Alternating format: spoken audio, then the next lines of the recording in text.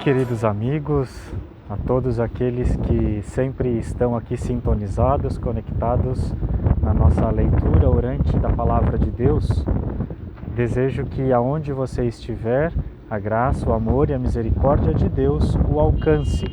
Juntos vamos nos preparar para a liturgia do próximo domingo, dia 27 de fevereiro, já quase encerrando este segundo mês de 2022, celebraremos o 8º domingo do tempo comum. Esta 8ª semana do tempo comum, ela será mais curta. Celebraremos o domingo, a segunda e a terça, porque na quarta nós já iniciamos o novo tempo litúrgico, o tempo da Quaresma, que está conectado aí dentro do ciclo pascal. Então é o grande ciclo da Páscoa, que corresponde ao tempo da Quaresma e ao tempo pascal. Juntos então nos preparemos para este último domingo do tempo comum aqui na primeira parte, porque depois vamos retomar o tempo comum lá em Pentecostes, depois de Pentecostes. Lá vamos retomar a partir da 9ª semana, porque aqui estamos celebrando a 8ª semana. Juntos então passemos ao primeiro passo desse nosso exercício, a leitura. Leitura do livro do Eclesiástico. Quando a gente sacode a peneira, ficam nela só os refugos. Assim os defeitos de um homem aparecem no seu falar. Como o forno prova os vasos do oleiro, assim o homem é provado em sua conversa. O fruto revela como foi cultivada a árvore. Assim, a palavra mostra o coração do homem. Não elogies a ninguém antes de ouvi-lo falar, pois é no falar que o homem se revela. Palavra do Senhor, graças a Deus. Uma leitura muito bonita, interessante do livro do Eclesiástico. Quando formos proclamar, já cuidemos com o nome do livro, porque na Bíblia temos Eclesiástico e Eclesiastes. Aqui, essa primeira leitura é do Eclesiástico. Algumas outras palavras ou expressões que a gente deve cuidar: sacode, peneira, refugos, oleiro, que é aquele que faz o vaso de barro, cultivada a árvore, não elogies, ouvi-lo falar. Esse livro do Eclesiástico, ele está na Bíblia dentro de um conjunto chamado livros sapienciais, ou livro de sabedorias populares. Por isso a gente deve perceber que o gênero, o estilo de texto desse livro, ele é falando sobre alegorias, sobre sabedorias populares, ditos populares. Então nós devemos cuidar na proclamação desse tipo de gênero literário. Vocês podem perceber que a leitura já começa num tom mais popular, mais vulgar. Quando a gente sacode a peneira, né, não é um estilo recorrente na Sagrada Escritura. Então é uma leitura muito própria, que a gente deve ler com esse clima de sabedorias e ensinamentos populares que aqui o escritor sagrado quer nos revelar. É uma leitura muito bonita, centrada no falar do homem. Conhecemos a pessoa no modo como ela fala, e a fala é um modo de relacionamento humano. O salmo dessa liturgia, Salmo 91. Como é bom agradecermos ao Senhor. Como é bom agradecermos ao Senhor. Como é bom agradecermos ao Senhor e cantar salmos de louvor ao Deus Altíssimo, anunciar pela manhã vossa bondade e o vosso amor fiel a noite inteira. Como é bom agradecermos ao Senhor. O justo crescerá como a palmeira, florirá igual ao cedro que há no Líbano. Na casa do Senhor estão plantados, nos átrios de meu Deus florescerão. Como é bom agradecermos ao Senhor. Mesmo no tempo da velhice darão frutos, cheios de seiva e de folhas verdejantes. E dirão: é justo mesmo o Senhor Deus, meu rochedo, não existe nele o mal. Como é bom agradecermos ao Senhor. Como é bom agradecermos ao Senhor. Cuidemos nesse salmo com as expressões que não estão no nosso cotidiano. Agradecermos, crescerá, com acento no final, indicando o futuro. Igualmente, florirá. Líbano, cedro, né, que aqui se refere à árvore de cedro, átrios da casa, ou seja, no limiar, na entrada, na frente da casa do Senhor, florescerão, também indicando aqui futuro, salientando o átio ó, verdejantes, como a vegetação sempre viva, porque está próxima do Senhor, da casa do Senhor. Leitura da primeira carta de São Paulo aos Coríntios. Irmãos, quando este ser corruptível estiver vestido de incorruptibilidade, e este ser mortal estiver vestido de imortalidade, então estará cumprida a palavra da Escritura: a morte foi tragada pela vitória. Ó morte, onde está a tua vitória? Onde está teu aguilhão? O aguilhão da morte é o pecado, e a força do pecado é a lei. Graças sejam dadas a Deus, que nos dá a vitória pelo Senhor nosso Jesus Cristo. Portanto, meus amados irmãos, sede firmes e inabaláveis, empenhando-vos cada vez mais na obra do Senhor, certos de que vossas fadigas não são em vão no Senhor. Palavra do Senhor. Graças a Deus. Cuidemos aqui nessa leitura, especialmente com algumas expressões. Logo no começo, duas palavras que são um pouco complicadas, né? Corruptível, aqui ainda mais tranquilo, e depois incorruptibilidade, né? Então é uma palavra difícil.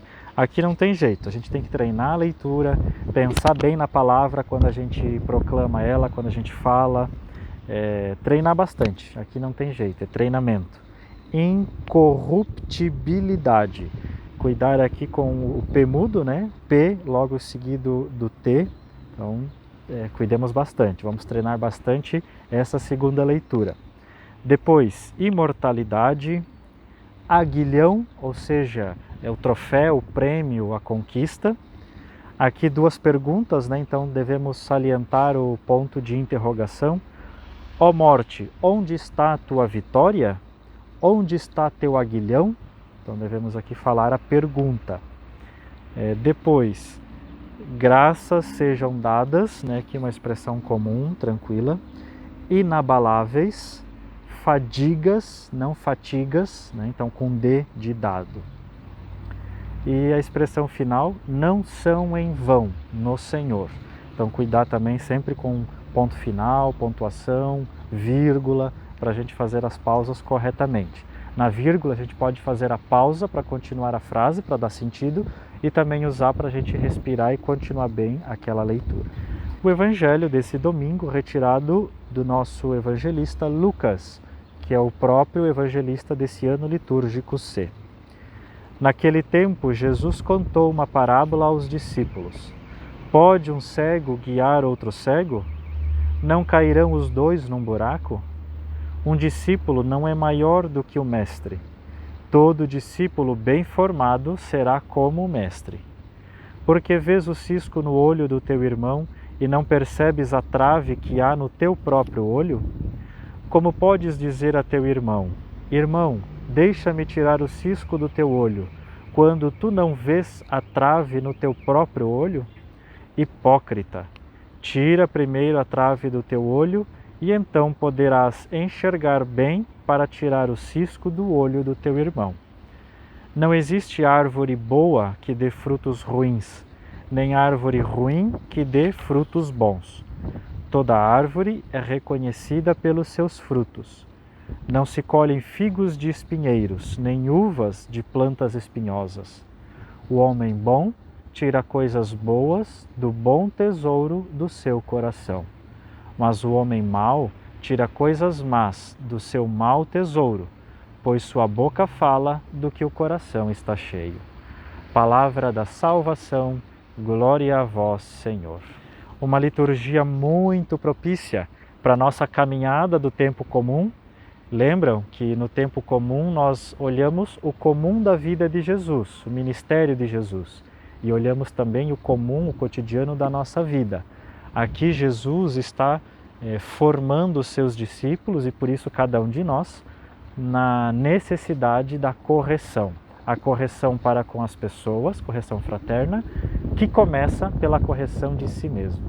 Por isso que no Evangelho Jesus diz, olha, a gente não pode querer corrigir os outros se a gente não se corrige. Tirar a trave no olho do outro, apontar o defeito do outro se a gente não consegue se olhar, se enxergar primeiro. Na psicologia há uma máxima que é aplicada em alguns casos, de terapia, etc., dizendo que geralmente quando a gente aponta muito o erro em alguém, é sinal de que aquele erro está mal trabalhado na nossa vida. No fundo, o que nos incomoda nos outros é aquilo que está ainda não trabalhado em nós mesmos. Por isso que tem um filósofo, Sartre, que ele diz que o inferno são os outros, porque é quando eu estou em contato com as pessoas que eu consigo ver a dificuldade, o problema que os outros têm e que às vezes eu também tenho, mas não consigo admitir, assumir e trabalhar em mim mesmo. Por isso que essa liturgia ela é muito sábia. O livro do Eclesiástico, um livro de sabedoria, nos aponta isso, dizendo que precisamos primeiro olhar para nós, cultivar o nosso jardim espiritual, nosso jardim interior, olhar para nossas faltas, corrigir a nossa vida, cuidar com o nosso falar. É um tema que está na primeira leitura e no Evangelho. Jesus diz, olha, a boca fala o que o coração está cheio. Primeira leitura, conheceremos uma pessoa quando ela falar. Na fala, no discurso, conheceremos a pessoa. Então vamos cuidar com a nossa vida espiritual, cuidar sim da nossa comunidade, começando por nós. Nunca comecemos por fora ou pelos outros. Comecemos por dentro, por nós mesmos. E já é um exercício para a gente começar bem a nossa quaresma. Iniciar aí exames de consciência, buscar o sacramento da confissão, para que, santificados, purificados pelas águas do batismo, possamos celebrar a Páscoa da ressurreição na nossa vida. Vamos juntos fazer a nossa oração com as preces da comunidade, respondendo depois de cada prece. Pai Santo, ouvi vosso povo. Pai Santo, ouvi vosso povo. Fortalecei vossa Igreja, o Papa, os bispos e todos os ministros de vosso povo, para que sejam fiéis acolhedores e sempre misericordiosos, nós vos pedimos, Senhor. Pai Santo, ouvi vosso povo. Dirigi nossos pensamentos e atitudes, gestos e palavras, e assim testemunhemos vosso reino e a verdade de Cristo, nós vos pedimos, Senhor. Pai Santo, ouvi vosso povo. Confirmai nossa comunidade na vivência de vossa palavra e na prática da caridade, da justiça e da solidariedade, nós vos pedimos, Senhor. Pai Santo, ouvi vosso povo. Olhai com bondade para os pobres e abandonados no mundo e fazei-nos solidários e promotores de sua dignidade, nós vos pedimos, Senhor. Pai Santo, ouvi vosso povo. E como contemplação, que possamos olhar a nossa vida com os olhos da Palavra de Deus.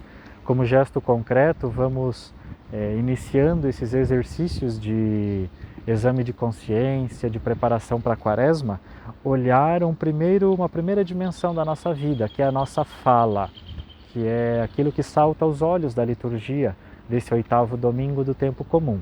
O que estamos falando? Como estamos falando? Estamos falando necessário ou estamos falando demais? Ou será que estamos nos omitindo, falando de menos?